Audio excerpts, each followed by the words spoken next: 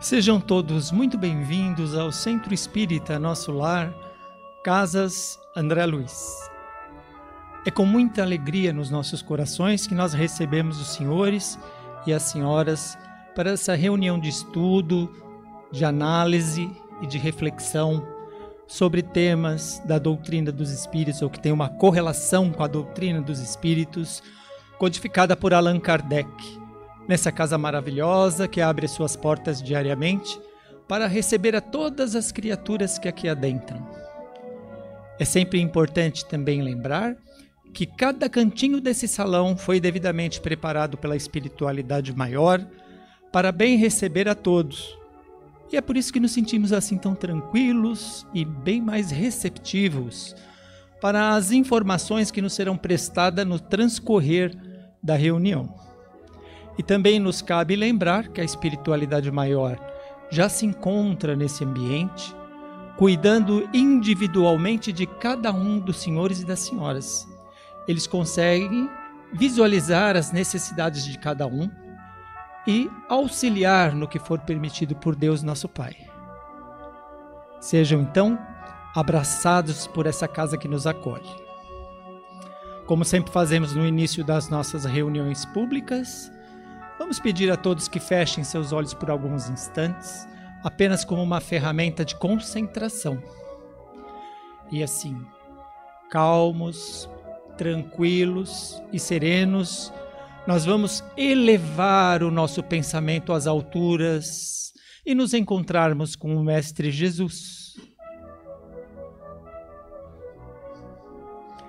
Deus Pai, Senhor da vida, agradecemos por estarmos reunidos em Teu nome. Nós sabemos que as leis universais que regem o universo, elas são naturais e imutáveis, e a elas todos nós estamos sujeitos.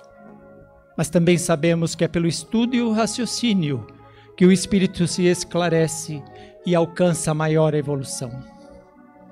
Por isso pedimos, Pai, que possamos ouvir as instruções dos bons espíritos através da palestra que nós vamos acompanhar. Que possamos então fazer uma reflexão dessas informações e, dentro do que nos cabe, aplicá-las no nosso dia a dia. Assim vamos aumentar o nosso amor a Deus, a prática da caridade pura, mas principalmente o amor ao nosso próximo. Assim seja, graças a Deus. O tema da palestra de hoje será Efeitos da Oração, no livro Os Mensageiros, no capítulo 25, do autor Chico Xavier, pelo Espírito André Luiz. Vamos receber com muito amor, muito carinho, a companheira Rúbia, que fará a explanação sobre o tema, e desejamos que seja muito feliz na sua explanação, companheira. Muito obrigada. Queridos irmãos, queridas irmãs, que Jesus derrame sobre nós as suas bênçãos, para que a nossa mente e o nosso coração possam assimilar bem os seus ensinamentos. Na obra Os Mensageiros, psicografia de Chico Xavier, André Luiz vem nos relatar uma de suas experiências no plano espiritual durante a assistência a espíritos necessitados. Nesta época, o André Luiz era convidado, juntamente com outros espíritos, para que pudessem acompanhar a equipe espiritual superior nos trabalhos intercessórios, justamente para que pudessem aprender com ele. E nesta passagem, a lição a ser passada era sobre os efeitos da oração. O quanto que a oração pode modificar a condição de uma criatura, de um ser saído das mãos do Criador. E assim, eles se dirigem sob a organização, sob o controle maior de Aniceto e Ismália, dois espíritos mais elevados, para um local onde haviam irmãos que dormiam totalmente inertes. Os seus corpos estavam totalmente enrijecidos, sem apresentar sequer algum tipo de mobilidade. Nós podemos, então, questionar, mas não eram seres desencarnados? Mas nós nos referimos ao corpo perespiritual, lembrando ainda que após o desencarne, o espírito permanece vivo, tal qual estava quando encarnado. E assim sendo, esses irmãos se encontravam totalmente inertes, sem apresentar sequer algum tipo de vida. Sob, então, a direção de Aniceto e Ismália, eles se dirigem a este local escuro, sombrio e de dor, e lá começam a fazer uma prece. Aí entra os relatos do André Luiz, tudo aquilo que ele presenciou, tudo aquilo que ele aprendeu, trazendo para nós. E André relata que nesse instante, uma luz começou a surgir naquele ambiente totalmente escuro. E aquela luz foi se intensificando à medida que a prece foi sendo proferida. Que num determinado momento, flocos radiosos começaram a sair da equipe espiritual em direção àqueles irmãos necessitados. E esses flocos radiosos iam sendo absorvidos pelas células do corpo perespiritual, principalmente na região frontal. E à medida que a prece continuava a ser feita, a luz foi se tornando cada vez mais intensa e penetrante naquele ambiente, então, anteriormente muito sombrio. E desta forma, alguns daqueles espíritos começaram a manifestar os primeiros sinais de vida. Alguns acordavam emitindo gemidos angustiosos. Outros começaram a falar em voz alta, relatando pesadelos que tinham naquele momento em que dormiam e que por isso muito os atormentava. E somente dois, conseguiram se levantar, porém sem a consciência do que ocorria naquele momento. E desta forma, dispararam a correr como loucos. O ímpeto do André foi correr atrás daqueles dois espíritos para resgatá-los, o que Aniceto impediu, dizendo não, porque se eles voltarem neste momento para cá e tomarem consciência do que está acontecendo com eles, será pior. Eles poderão verdadeiramente como que enlouquecer. Então, que deixe, porque eles não conseguirão fugir à força magnética da oração. E assim sendo, pelos efeitos desta oração, eles voltarão.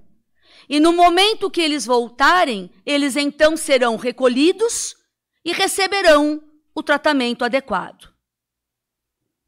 Terminados os trabalhos intercessórios, Aniceto então explica que a prece, ela tem um poder de ação muito maior do que nós conseguimos imaginar, do que nós conseguimos entender. Que a prece não existe apenas como uma forma de súplica, mas que a prece, ela é um momento de comunhão com o Criador. E que naquele momento, daqueles trabalhos, pela prece, então se estabeleceu aquela comunhão e do amor do Pai é que emanou toda aquela assistência em benefício daqueles irmãos. Aniceto diz ainda que a prece é o poder de influência maior que se conhece. Veja, esta fala vem de um espírito de uma hierarquia elevada e que é um dos maiores poderes de influenciação em benefício de alguém. Aniceto esclarece ainda que a rogativa maléfica, porque assim como existe a egrégora da prece, existe a egrégora para o mal. E que a rogativa maléfica, ela também tem um poder enorme de influência sobre o outro. Porque quando uma pessoa canaliza a sua energia, o seu pensamento no mal, ele sintoniza com espíritos de planos espirituais inferiores e desta forma consegue, muitas vezes, atingir o alvo ao qual queira prejudicar. Nos esclarece ainda que a prece impessoal, quando nós nos disponibilizamos a orar por alguém ou por alguma condição, é dirigida ao plano espiritual superior e desse plano recebe resposta imediata em nome de Deus. Então, toda vez que nós nos propomos a orar por alguém, em nome de Deus, esta intercessão ocorrerá. Que aquele que ora consegue absorver os benefícios da prece. E aquele que ora, ele não só consegue estabelecer esta intercessão em benefício de alguém, como ele próprio recebe das esferas superiores elementos vitalizantes que reenergizam, vitalizam o seu corpo perespiritual e físico.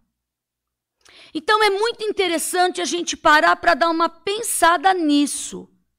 Que quando nós oramos de forma impessoal por alguém, nós estamos conseguindo, graças ao amor de Deus, direcionar aquele auxílio, mas em contrapartida, mesmo que não tenhamos consciência, nós estamos recebendo esses elementos força, como diz Aniceto, que estão sendo absorvidos pelo nosso corpo perispiritual e físico. E isso nos traz uma vitalidade muito grande. Por quê? Porque Deus sempre atende a todos os homens de boa vontade. E ainda que nós demoremos em situações de dificuldade, desespero, lágrimas, aflições, mesmo nestas situações, nós nunca estaremos desamparados. As respostas de Deus, elas vão sendo maiores à medida que vai se intensificando o nosso merecimento.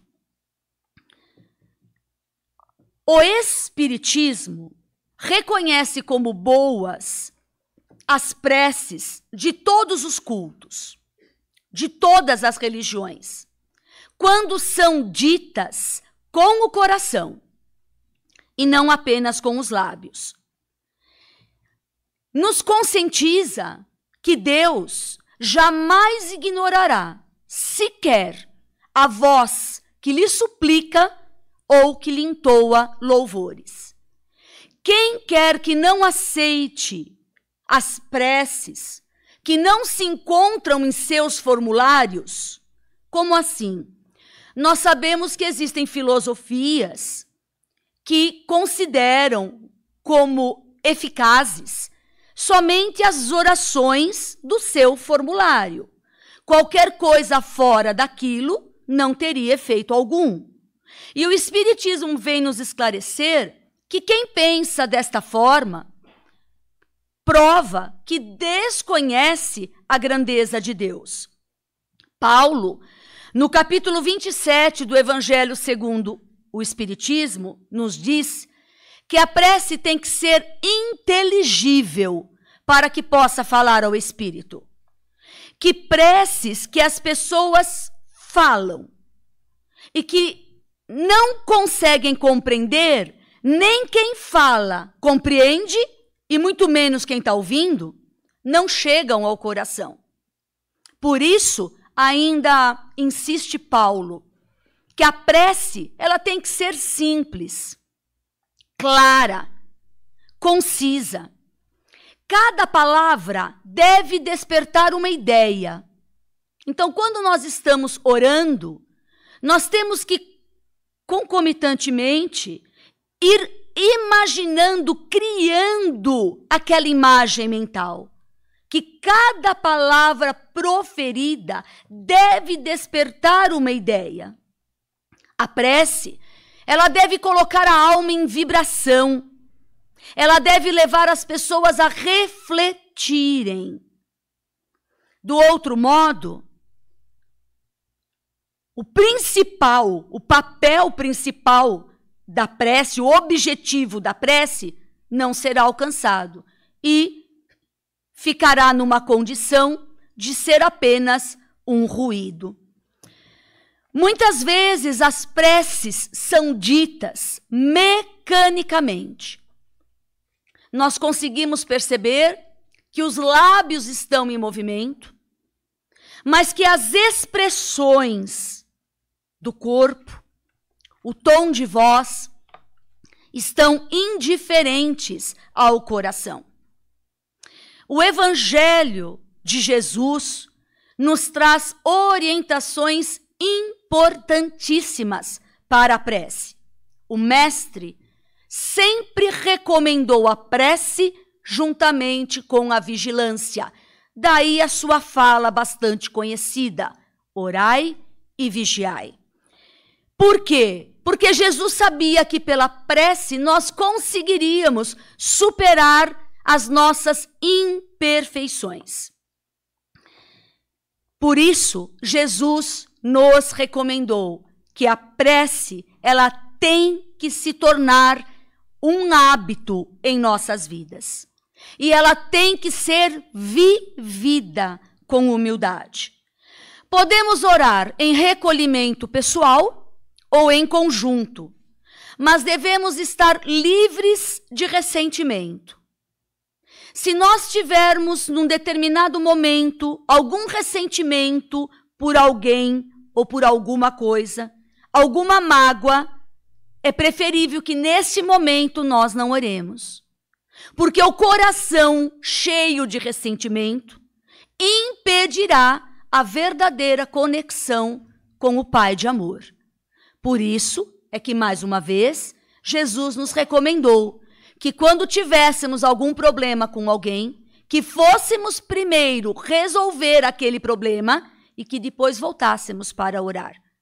Justamente porque ele estava nos ensinando que não adianta orarmos se o nosso coração está cheio de ressentimento. Jesus não só nos recomendou a prece, como ele nos deu exemplo, ensinando tudo através do exemplo. Jesus exemplificava tudo o que nos ensinava, e com a prece não foi diferente. Porque em momentos difíceis da sua vida, Jesus sempre orou. Ele passou a noite orando antes de escolher os seus discípulos. Passou a noite no jardim de Getsemane, no Monte das Oliveiras, antes da sua prisão e martírio. Jesus orava por hábito, nos ensinando a oração do Pai Nosso. Então ele nos legou a receita, vamos dizer, para que nós pudéssemos orar com ele, através da oração do Pai Nosso. Orou em favor de Lázaro e de todos os humildes de coração. E da mesma forma dos exemplos de Jesus, nós vamos ter os exemplos de Paulo, um grande apóstolo, que sempre nos estimulou a oração em todas as suas mensagens. Paulo orou para que lhe fossem abertos os caminhos. para adquirir força espiritual. Paulo orou em favor dos judeus e de todos os homens. Orou para louvar a Deus e pela sua tarefa de divulgação evangélica.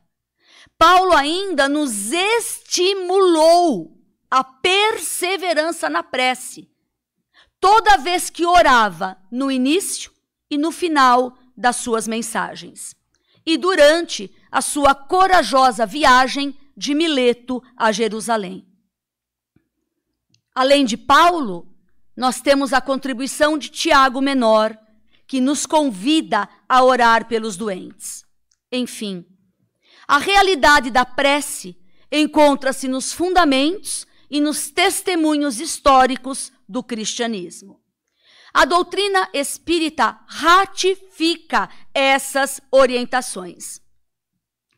Nas questões 649 a 673 do Livro dos Espíritos, a prece é apresentada como uma lei natural ou uma lei divina, devendo ser entendida como a elevação do pensamento e a aproximação da alma a Deus.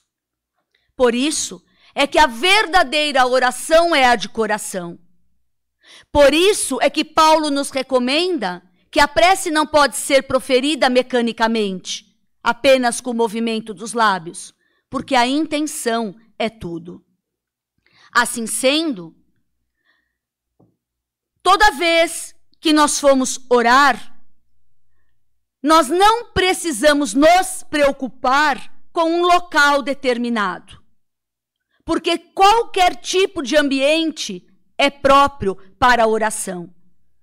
Não precisamos nos preocupar com nenhum tipo de cerimônia ou sequer de sacrifício. Pela prece, nós nos fortalecemos na fé e vamos conseguindo vencer as lutas da nossa jornada terrena. Conseguimos ainda obter a assistência das bênçãos dos espíritos de luz e o amparo para as nossas provações. Quanto maior for o nosso arrependimento, maior é a eficácia da prece. Por isso é que Jesus nos recomendou que orássemos com humildade. E é ainda um meio recomendado por Santo Agostinho para o autoconhecimento.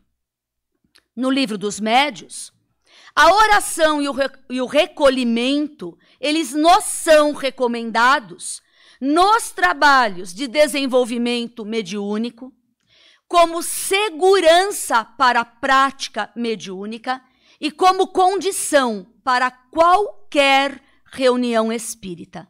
Por isso é que nós nunca fazemos nenhum tipo de atividade na casa espírita sem abrir esta atividade com uma prece. No Evangelho segundo o Espiritismo, capítulos 27 e 28, nós vamos encontrar informações totalmente dedicadas à melhor compreensão sobre a prece. Então fica aqui uma sugestão de leitura, capítulos 27 e 28, que são inteiramente dedicados a esta maior compreensão e que muito vai contribuir, nos auxiliar, para que ela possa efetivamente começar a se tornar um hábito em nossas vidas. Allan Kardec, do mesmo modo, também nos deu o exemplo, quando ele proferiu uma linda prece ao saber da sua abençoada missão de codificação da doutrina espírita. Nós vamos encontrar maiores informações sobre isso no livro Obras Póstumas, segunda parte, no capítulo intitulado Minha Missão, que fica também aí como dica para entrar em contato e ver que prece linda que Kardec nos lega como exemplo. Na Revista Espírita, nós vamos encontrar várias preces proferidas por Kardec, para diversas situações, em favor de diversas situações e em favor de diversas pessoas. Enfim, a prece, como no cristianismo, ela encontra-se nos fundamentos e nos testemunhos históricos do Espiritismo. Rezar é diferente de orar. Rezar vem do latim recitare, que significa ler em voz alta, repetir palavras memorizadas. E neste momento, quando eu repito algo que eu memorizei, não necessariamente eu estou com meu coração naquilo. Orar, do latim orare, significa falar, discursar. E é este sentido enfatizado pela doutrina espírita. Por isso é que o Espiritismo sempre cita vamos orar. Ou seja, vamos falar com o coração. No capítulo 28, Kardec nos diz que os espíritos sempre disseram que a forma não é nada, que o pensamento é tudo, que milhões de palavras vale muito menos do que um bom pensamento, de que um bom sentimento, um bom pensamento tem muito mais valor do que numerosas palavras que podemos proferir. Na vida humana, a oração encontra-se em todas as culturas, em todas as crenças, religiões, em todos os tempos. A prece é uma ponte que liga o homem a Deus. Mediante a prece, nós nos colocamos em atitude de doação-recepção, podendo colher dessa forma os benefícios que fluem da vida maior. A prece, como já comentamos, traz a vitalidade necessária para o enfrentamento das lutas do nosso dia a dia. Nos momentos de angústias, dificuldades, incertezas, inquietações, devemos buscar o alívio na prece. Aparentemente, ela não vai resolver a situação, porque as coisas não vão ser resolvidas ou modificadas como se fosse um golpe de mágica. Mas ela permitirá que os fluidos de luz dos mensageiros do Cristo façam ressurgir em nós maior ânimo, consolo, esperança, para então conseguirmos passar por aquela determinada situação. E desta forma, a hora que nós somos munidos de um ânimo maior, de uma coragem maior, as sombras da dor que nos acompanham começam a ser trocadas pela luz da paz interior. Devemos orar e pedir bênçãos. Devemos orar e agradecer as dádivas, que são muitas que recebemos. Devemos orar e iluminar a nossa alma, porque orar é viver, e viver é comungar com Deus através da prece, para que possamos, desta maneira, ser conduzido por Ele em nossa jornada terrena. Quem ora absorve na prece energias vivificantes que vão alimentar, acalmar e consolar o nosso coração. Não irão nos afastar dos nossos sofrimentos, nem das nossas provações, mas vai dilatar o nosso entendimento, vai gerar equilíbrio, devido a esta comunicação com as bênçãos do plano espiritual maior. A oração é, portanto, uma oportunidade de começarmos ou recomeçarmos, nos convidando a examinar que tudo que nos aflige é oportunidade de trabalho renovador no caminho da nossa ascensão evolutiva. Devemos orar para pedir e agradecer. Agradecer pelas harmonias recebidas, pelas respostas que nos são enviadas. Devemos orar sempre constantemente para sairmos das aflições, para evitarmos as tentações, para dominarmos a ira e para entendermos o sofrimento. Sem esta conscientização, nós nos desacostumamos de conversar com Deus. E com isso, acabamos perdendo o seu endereço. Muitas pessoas buscam Deus quando estão desesperadas. Mas porque perderam o seu endereço, o seu objetivo não consegue alcançar o alvo. A prece é o meio mais seguro de se saber aonde Deus se encontra. A oração mais eficaz é aquela que se faz através da ação de auxílio ao próximo. Então também não adianta nós ficarmos só conversando com Deus. Nós temos que ir para a ação. E a ação de benefício ao nosso próximo é um dos maiores atos de orar. A oração é um recurso iluminativo, portanto, que todos nós devemos utilizar. João, no capítulo 16 do Evangelho, registrou uma fala de Jesus quando ele diz assim: até agora nada pediste em meu nome. Pedi e recebereis. Fala de Jesus. Agora, existem pessoas que se encontram desiludidas com os resultados das suas orações. Porque pediram tranquilidade e se depararam com lutas. Pediram saúde e surgiram enfermidades. Solicitaram comodidades e se viram envoltas a problemas. Apresentaram um plano de riqueza e se depararam com ásperas necessidades. Propuseram construir um ninho de ternura e tiveram no seu dia a dia animosidades, asperezas por entre aqueles que convivem consigo.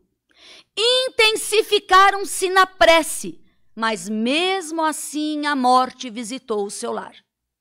Dessa forma, resolveram parar de orar, porque os resultados das suas orações eram por demais decepcionantes e dolorosos. Acontece que Deus não é o nosso servo. E Ele não vai atender, muitas vezes, os nossos pedidos insensatos ou os nossos caprichos. As respostas aos nossos pedidos são provas do amor de Deus para conosco, porque Ele nos atende conforme aquilo que for melhor para nós. Muitas vezes é aquela situação de dificuldade, de saúde, que vai nos proporcionar um pouco mais de luz na nossa condição evolutiva. Então Deus, que é Pai de amor, não consegue atender às vezes um pedido insensato que nós fazemos pela nossa ignorância da nossa programação reencarnatória. Então Ele vai conceder, sim, sempre aquilo que for melhor para nós.